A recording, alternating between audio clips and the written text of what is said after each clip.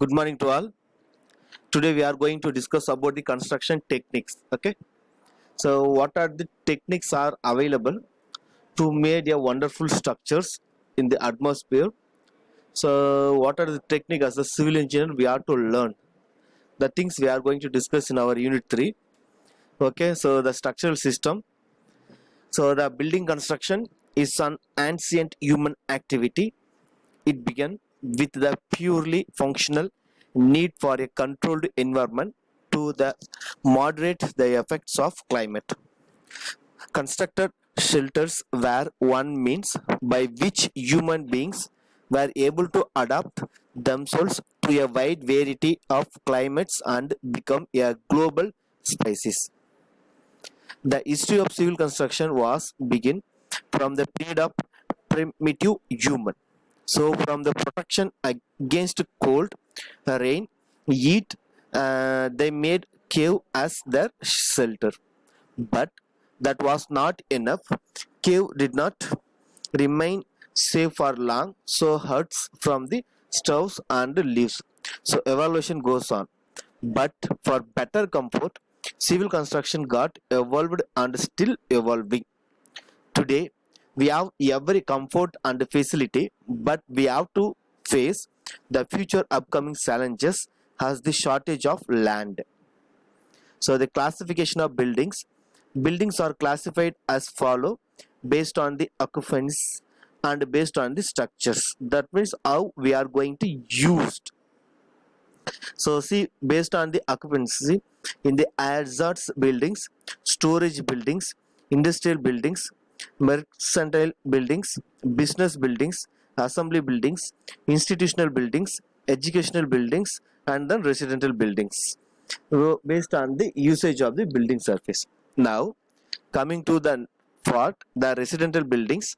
So the buildings in which sleeping arrangement are provided with or without cooking arrangement.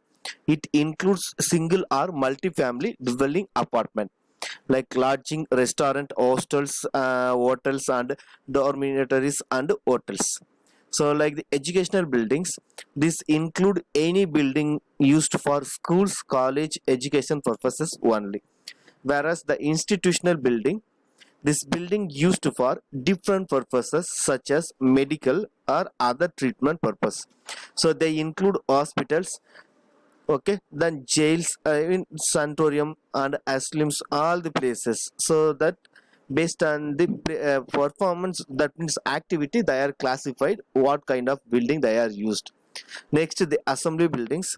So these are the buildings where group of people meet or gather for amusement and then social, religious, political, civil, travel, and similar purposes.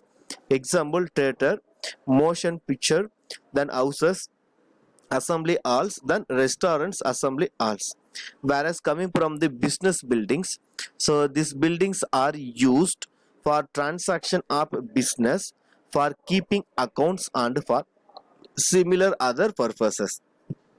Whereas the mercantile buildings, so these buildings are used as shop, stores, market for display and sale of merchandise, either wholesale or retails, like the office, shop, storage services. In industrial buildings, so these are buildings where products or material of all kinds and properties are fabricated, assembled, manufactured, or processed. Whereas in storage building, so these buildings are used primarily for the storage or settling of goods, wares, or merchandiles like vehicles and then animals grains. So like the hazardous buildings, so these buildings are used for the storage, handling, manufacturing, or processing of highly consumable or explosive materials, or maybe the products. So till now, okay, so these are the basic categories of the building. So now based on the structures, okay, how we are going to deal the mechanism beyond this, all those things, that the things we have to discuss now. Okay, so the first one is the load bearing structure, then framed structure, then composite structures. So first the load bearing structures. So see the pictures, okay. So it is a structures comprising of slab, beams and then load bearing walls. Such type, okay, so such type of structures are most suited where earth strata of soil is available at shallow depth. So see from here, the load from slab or maybe the roof, like stresses and floors are transmitted through wall, okay, so to the subsoil below the ground through their foundations. So here we didn't use any kind of steel, okay, to transfer the load from up to the bottom. So whereas the brick foundations need larger foundation area, okay, so from that area with respect to RCC, like the reinforced cement concrete framed structures, because load bearing capacity of a brick is much less than that of RCC. So that is called, okay, so the load bearing structures. So the most of residential buildings are small in size and are up to 3 storage, okay, are constructed as load bearing structures. So see the pictures in the right side, okay, so in the vertically, okay, the load are accumulated. So here the load are easily diverted in these places and it will be going to the ground surfaces. So next, okay, so see this all those things, okay, like the framed structures, load framed bearing structures. Then sorry, these are all those things, okay, load bearing structures. So see the structures how they are displayed, load bearing structures. So now the framed structures. So see it is a structures comprising of a slab resting on beams, and beams are supported by a network of columns. So the frame structures can be of concrete, steel or of wooden surfaces. So see the pictures very clearly, okay, so here we are use the RCC. So instead of here we are using the steels in this area, okay, so the loads from this slab are transferred to the beams and beams rest over columns, and whole loads of the structures is transferred to the subsoil below the ground through columns under footings, okay. So whereas here the wall just act like the partitions and none of them bear loads. So here wall are only for the partition, okay, so from the area, but here the load not transferred to the wall surface.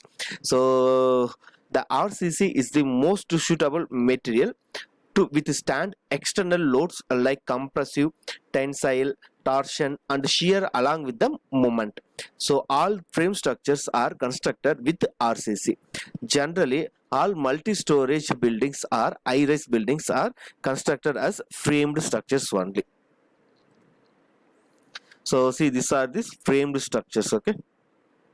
So now coming to point, what are the difference between load bearing structure and framed structure, okay.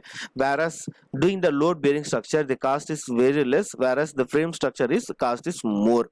Then it is suitable up to 3 storage building. Then here the suitable for any number of stories, like the floors, okay. So wall are thicker and then its floor area is reduced, walls are thinner and its more floor are available for us.